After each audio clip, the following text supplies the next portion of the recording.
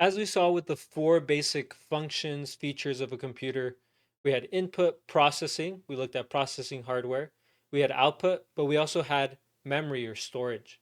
We need the ability to put that information away and retrieve it at a later time for various reasons. So computer memory, it's a collection of electronic components that store data and instructions for the computer to use.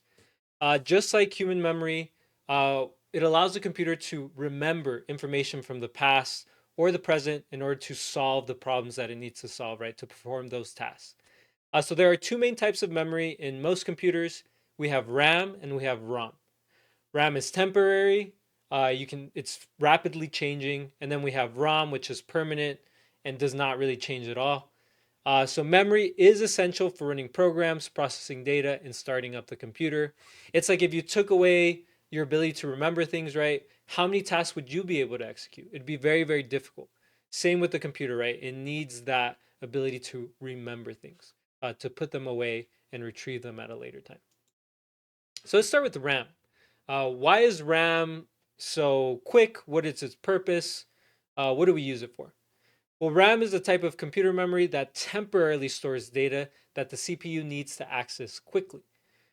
So when you hear someone use the term memory, first of all, know that they're really talking about RAM.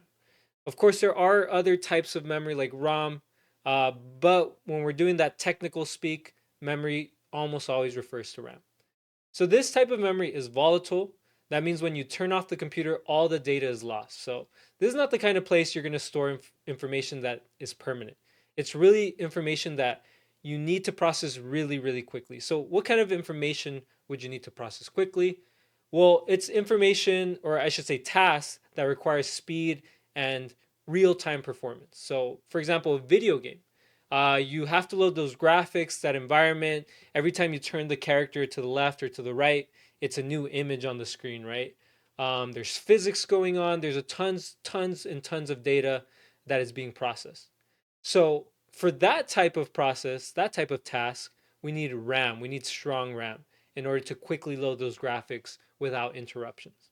So more RAM allows computers to handle multiple apps or complex tasks such as video games, right? Those graphics. In fact, we have special processors like graphics cards if we want to process those graphics even faster. That is an example of a specialized processor. So yeah, if you want to do more quickly, then of course you're going to need a lot of RAM. Now ROM's completely the opposite to RAM. So ROM stands for read-only memory. It's a type of computer memory that permanently stores data needed for the computer's basic functions. Those basic functions we'll come to learn is called the operating system.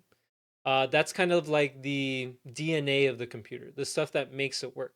You don't want that DNA to get messed up because then it might, cause chaos for the computer. Just like, you know, um, mistakes in our DNA, right, can create uh, havoc in our body. So read-only memory, of course, is non-volatile. That means the data sticks around even when you turn off the computer. Versus the graphics memory, right? If you're playing a video game, your computer doesn't need to remember, right, which frame you were looking at 2 days ago. Now, for read-only memory, you do need to remember that DNA, that operating system. That has to be permanent. So it cannot be easily modified or overwritten. Of course, anything is possible with computers, right? So even though it's read-only, it is possible to change.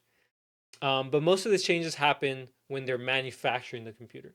That's when they actually load the important instructions. Again, that is called the operating system. They typically install that during the manufacturing process. So when you buy the computer, all of that's already loaded on there. We're going to talk about what the operating system is for, but just know the operating system, it's like the DNA of the computer.